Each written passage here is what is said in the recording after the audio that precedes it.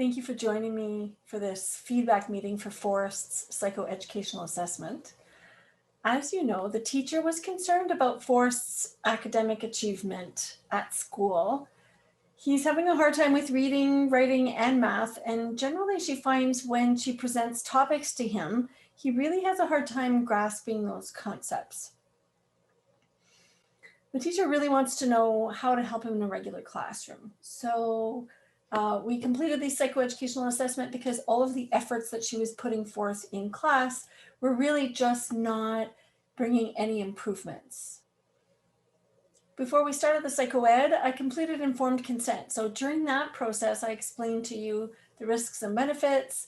And do you remember I talked to you about standardized assessments and how I was using tools that are standardized? I'm just going to go over that concept again with you. So standardization means that I administer my tests the same way as other psychologists administer it. And that way, we can really rely on the results. And so some measures that we own that are standardized and the easiest one I always think of is a ruler. So if I know how to use a ruler and you know how to use a ruler, and we're given the same object, normally we can measure it and come up with very similar results. And so in that way, my tools are standardized so that we can use them across various children and still have confidence in the results. And I also mentioned that they were normed. And so I'm going to go over that concept again, and I'll present this visual to you. So this is a graph that shows the normal curve. And I'll orient you to that a little bit. So to the left, you have the lowest children, the children who score the lowest on most tests. And to the right, you have the children who score the highest. And you see that at the extremities, there's just a couple kids. And then right up the middle, you have the majority of children. And so when we're norming a test, so for example, if we're norming a vocabulary test, we might present the test to all kinds of children across the country at a certain age to find out what is required and what is typical at that age. And so for a 10-year-old, for example, if half of them, or up to 66% of them, are able to answer 10 questions, well, then we would then say that that's the average range. And if you answer fewer questions than that, then you're below average, and more questions than that, and you're above average. And of course, to varying degrees. And so if you answer much fewer than that, then eventually you end up at the extreme. And really the extremes are some areas that we're very concerned about, because either a child is doing extremely better than others or much poorer than others. And that's really what we're looking for. So as we talked about the risks and benefits of this assessment, we mentioned that we were looking to determine whether or not your child had a learning disability, which would involve three things. So a functioning intellectual ability within the average range, not succeeding academically as expected given his level of intelligence, and an ability to explain why. And I also talked about the risk of potentially being at the lower end of the intellectual level. Do you remember that? Okay, great. So having said that, and if you don't have any questions, we're going to move forward to the results section. And as I get that, I just wanted to say that Forrest was a very helpful young man. So he came promptly. He was excited about being here. Every time he did any kind of work with me, I felt like he was trying his best. And I feel like the results that I got were really a good indication of his intellectual ability and his academic achievement at this time. So let's get to the results. So I'm going to show you this graph. And if you look at the top of the graph, this was very similar to the normal curve that we were just talking about. So the low end is to the left and the high end is to the right. And most of the children are falling within the middle. And because of that, we're calling that the average range. So when we look at the various abilities for Forrest, the first thing we looked at was his intellectual ability. So the test we use to measure intellectual ability is called the WISC. Right now we're doing the WISC-5. And, obviously that will change because we change tests every 10 years approximately. And that test looks at verbal comprehension, visual skills, as well as other abilities such as working memory, processing speed, just different things that create some cognitive efficiency for the child. And all of that, for all intents and purposes, is kind of wrapped up into a full-scale IQ that has the most robust representation of a child's abilities and what they're expected, how they're expected to succeed at school. So I do want to mention that this is not a measure of success at life. So, we'll see in a moment that Forrest's results were significantly lower than other children on this test. And that's sometimes something that's really difficult to hear.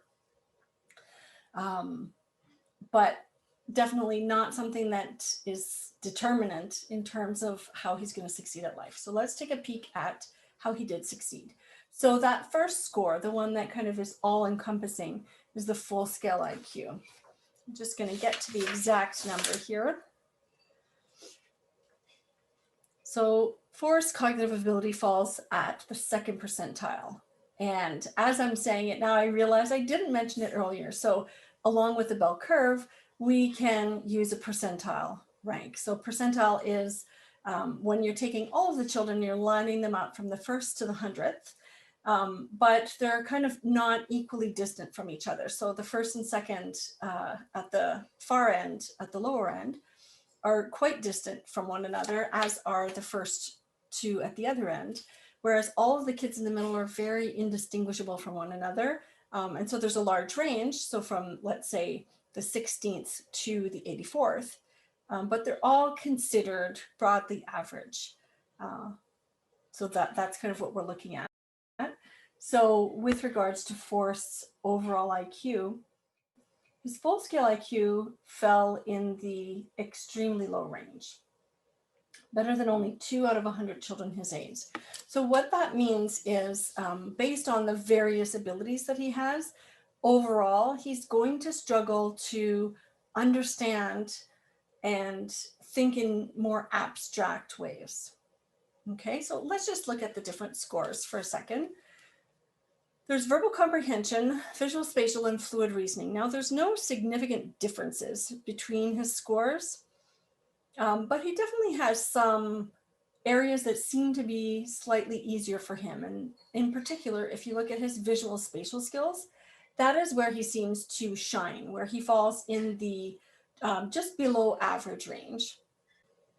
Visual spatial ability is the ability to complete puzzles and manipulate visual information to make it fit, whether it's with blocks and motor skills or just by pointing to pieces that go together. That's definitely seeming to be where he has the least amount of difficulty. Fluid reasoning and verbal comprehension both have components of abstract thinking, and he definitely struggles in that area, less so with the verbal comprehension than with the fluid reasoning. Although when you really get down to it, they're not significantly different. Verbal comprehension is the ability to look at words and tell someone how they go together or describe words. Other abilities that we might have looked at for verbal comprehension is an ability to store general knowledge and understand the world around you. For all intents and purposes, his verbal comprehension is extremely low and causing difficulty for him. So you would expect in the classroom that he'll be challenged with that because everything is verbal in the classroom. Fluid reasoning, on the other hand, is very much abstract thinking and reasoning skills, but with visual information. So the types of things we're looking at are trying to figure out rules and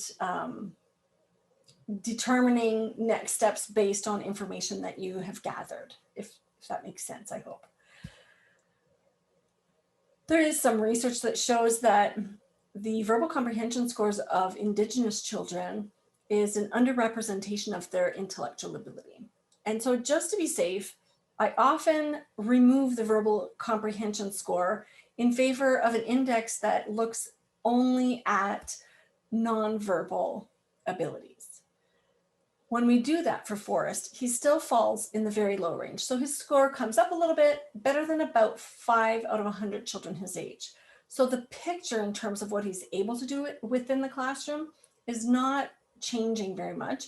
It's just not as low as you would have thought. So better than 5 out of 100 children his age. The WISC-5 also has a cognitive efficiency index that includes working memory and processing speed. So what do we mean when we talk about working memory? Working memory is the ability to think about and remember words and pictures, not only directly, but when asked to manipulate that information. So asking to repeat it, but also asking to repeat it backwards or in a different order is kind of the order of the day for working memory. Forrest's working memory is an area he does struggle with, and it's in the extremely low range at the first percentile, better than 1 out of 100 kids his age. So in class, when the teacher's speaking, not only is he having a hard time understanding the words, but if he is asked to remember information, even if it's visual, that will be difficult for him. Processing speed, on the other hand, is a child's ability to quickly and efficiently copy information without making errors and find information, so some visual scanning. And that's an area of strength for Forrest, where he falls in the below average range, better than about 13 out of 100 children his age. That means that if you're asking him to copy from the board, that might be something that's a little bit easier for him than having to generate his own answers, for example. Overall, though, his cognitive efficiency is very much in keeping with his overall intellectual ability. Some of the other tests that I did included looking at his language abilities, and we see his language abilities, for the most part, his ability to understand and express himself, are also in that same range. So don't offer much support. I know sometimes that's really hard to hear. So I would normally give the parent some time right here to kind of absorb that, talk about it, and ask them if that fits with the picture of what they see at home. Now, what you would expect right now is that at home, the parent doesn't see this. And so that comes to kind of the second piece of the puzzle. So even though the WISC is a good indication of how a child should achieve at school, it is not the end-all be-all in determining an intellectual disability. In order to determine whether an intellectual disability needs to be diagnosed, we would look at the child's ability to socialize, engage in the community, complete activities of daily living. And so we do that by looking at the adaptive skills. So the parent and teacher adaptives were both completed in this case for Forrest, and the picture really remains the same. So the test that I used was the ABAS, the ABAS-3, the third version.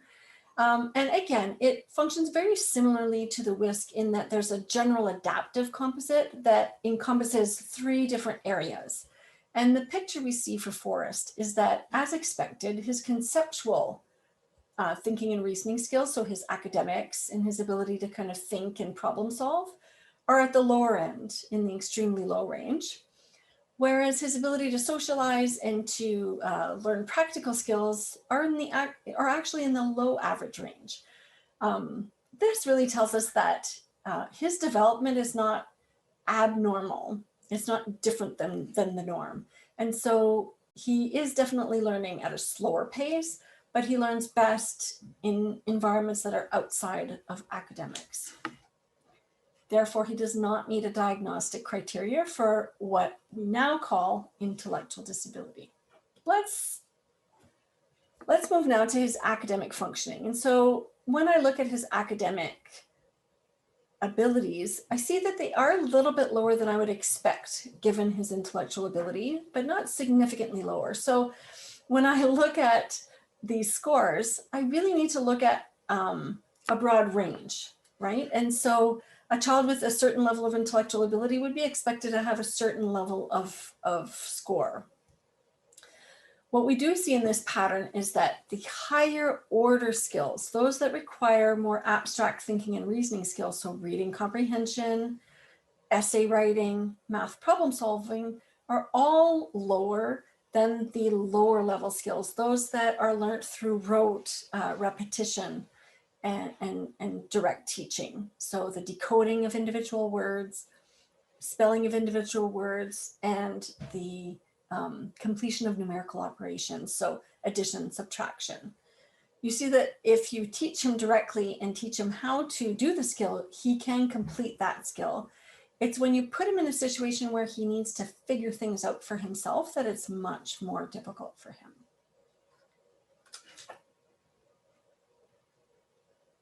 So I do feel he is progressing for all intents and purposes as well as expected, especially given that he has been given access to special education, but maybe not, it maybe hasn't been slowed down enough for him to be able to grasp it.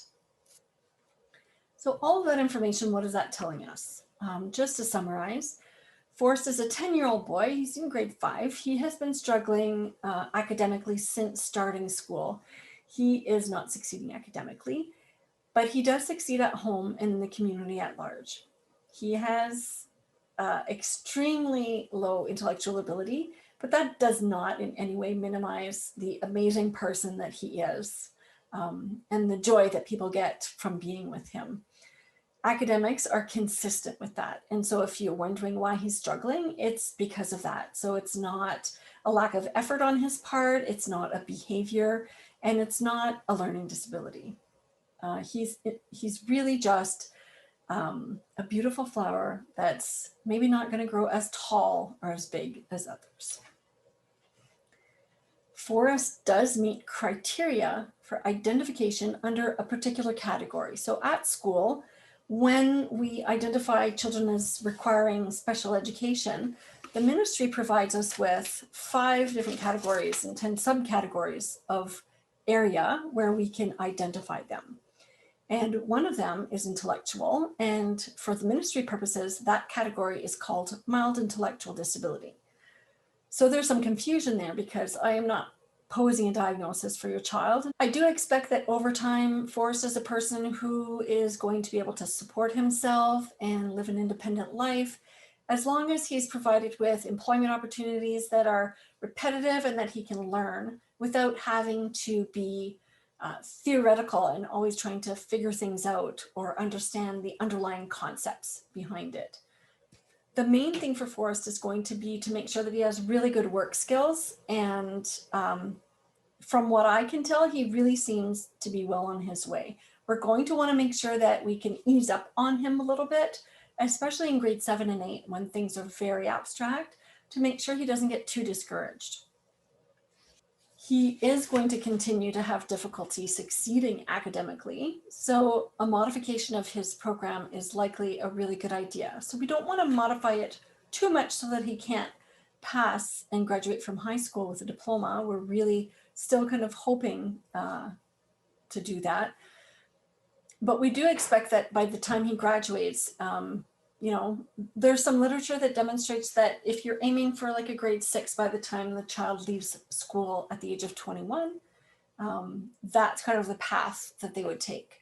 So there's no way on earth that I would ever say to hold someone back. But if someone is struggling to that extent, and they're trying their best, as long as we're continually moving them forward, that is really what's important.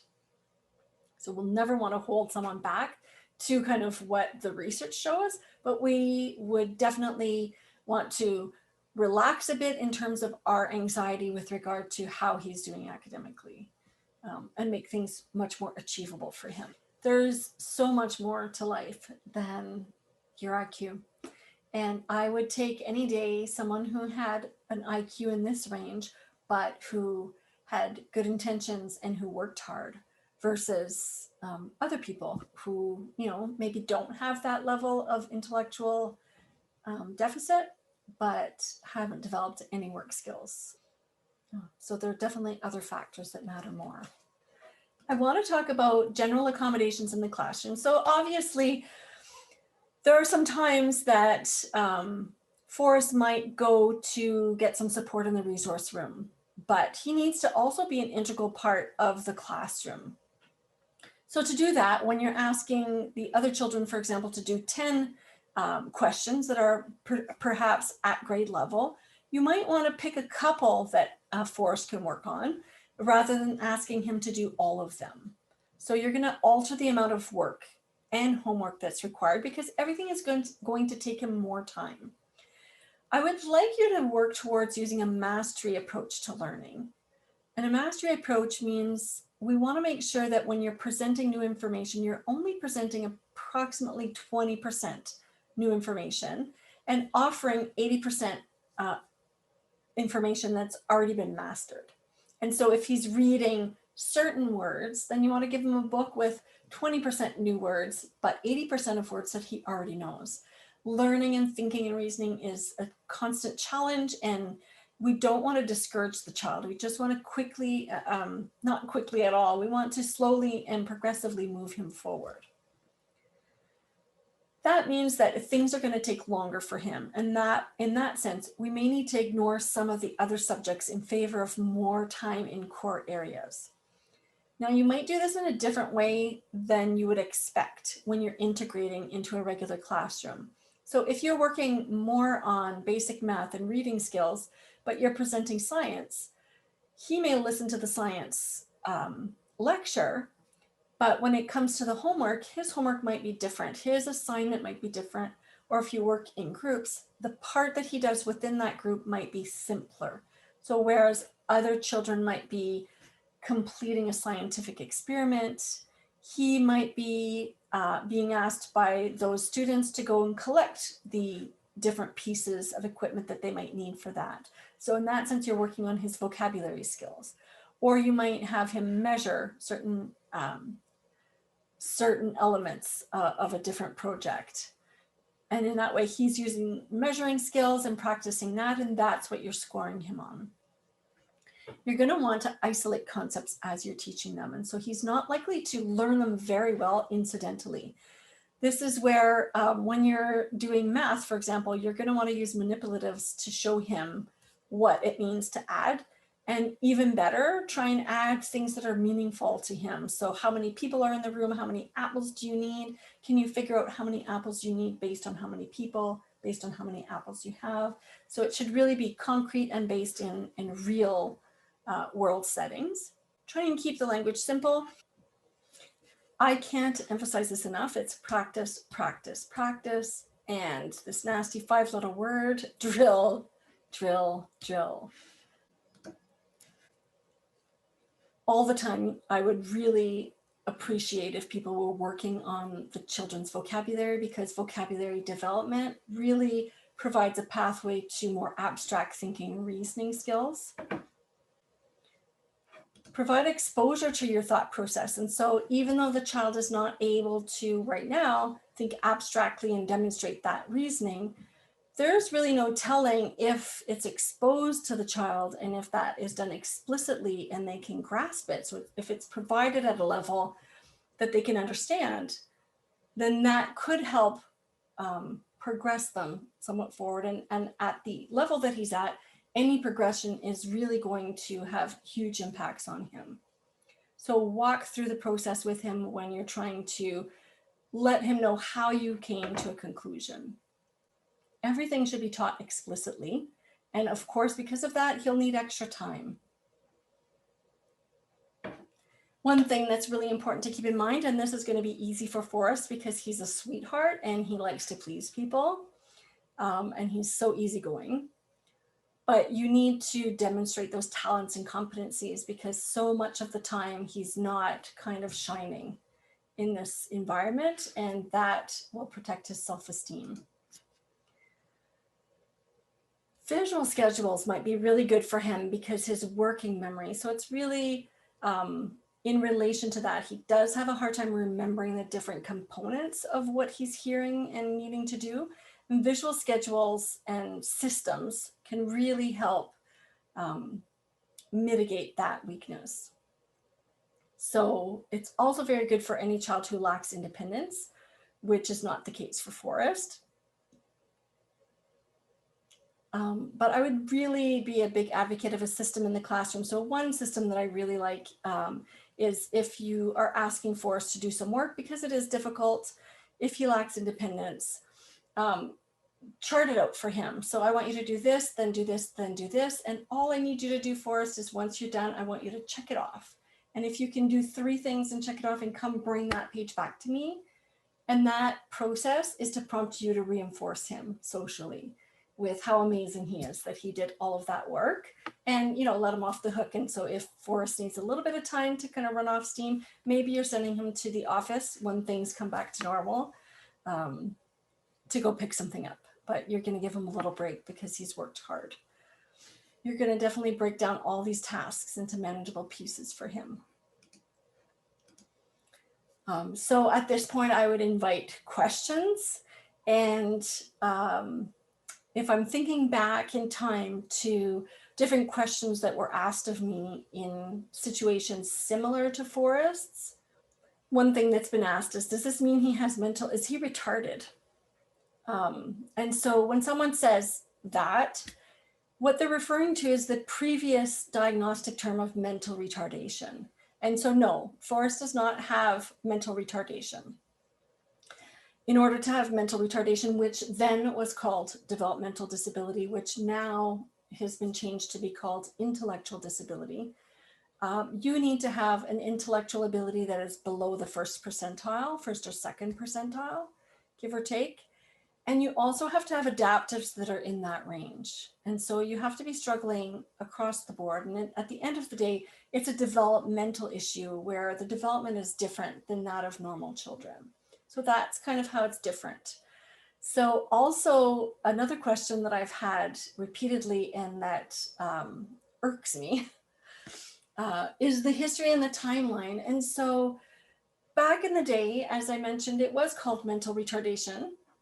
And then came the ministry's exceptionalities. And within the exceptionalities, the intellectual category, there were the categories of mild intellectual disability, which was not a diagnosis. And there was developmental disability, which at the time was the name of the diagnosis that had come to replace the diagnosis of mental retardation. Okay, are you following me? After so the developmental disability referred to those children who did meet criteria for a diagnosis. So they did have an intellectual ability below the first percentile or second percentile, and they were not functioning very well on those areas of adaptive functioning. So their development was different, and they had a different need than those children who fell within the mild intellectual disability category of exceptionality, which ranges and differs based on the school boards that you attend. That category was reserved for children in some boards who had an IQ from 70 to 75, but didn't have adaptive difficulties. In other boards, that category goes all the way up to an IQ of 80, just to try and catch kind of what we used to call the gray zone kids, those children who were neither learning disabled nor developmentally disabled. So that's kind of where those categories came from, and the categories remained unchanged in terms of their names. But the DSM-4, the Diagnostic and Statistical Manual that had the mental retardation, changed to developmental disability. More recently, 2016, if I recall, decided to go with intellectual disability. So you can see the confusion there, where if you can provide a diagnosis of intellectual disability mild, that is still not representative necessarily of the exceptionality of mild intellectual disability. So the exact same words, definitely some confusion, probably something that we should look at the government level to change. I've been asked by parents, what should I expect from my child? When he says it's too hard for him, do I just let him be? And I think that's a really great question, but also a fine line. You always want to push them just the right amount. You want to keep them learning and developing and challenged. And that's where the mastery approach comes in. You don't want to push them too hard. And if you're pushing them at grade level, probably that's too hard. But given, for example, Forrest's visual spatial abilities, maybe maybe there's some components of math that he might be able to do at a higher level. Well, we permit that and we encourage that and we praise him for that. He's going to feel like he's great at math at that point, and that's an amazing boost to your self-esteem. So you let him develop at his own pace. As teachers are very concerned about the delays that the child is having in grade 5. You know, he's in grade 5, he's only achieving at a grade 2 level. Well, that's a little bit low for Forrest, and maybe he needs a little bit of extra support in the basic skills. So what ends up happening is as we stop teaching the basic skills, we move forward into more difficult skills. And that learning where he should be focusing more time on the basic skills is lost to him sitting in class, not really understanding the abstract concepts that are being taught in the moment. So he will need some time to kind of go back. And that could explain the delays. If you don't modify the program, then he's definitely going to be a child who continues to receive C's or D's. And what I want you to do when you receive that report card is just ask him if he's done the best that he can. And if he has done the best that he can, then it's a really good day. He's doing the best that he can, and he's working hard. And these are the things that are going to be really important. And I would praise him for that and just go grab some ice cream, go do something fun, because he's succeeding and he's learning. So as long as that development is still happening, that's really all that matters for the child. Well, thank you so much for watching this video. If you do have any questions, please post comments below. I'll do my best to answer them. And also you can send me a private message and I can answer them in that way. We can also have some consultation. So if you want to look at these videos as easily as possible, I would subscribe, turn on your notifications, like the video, and then you'll see them as they keep coming forward. Thanks so much.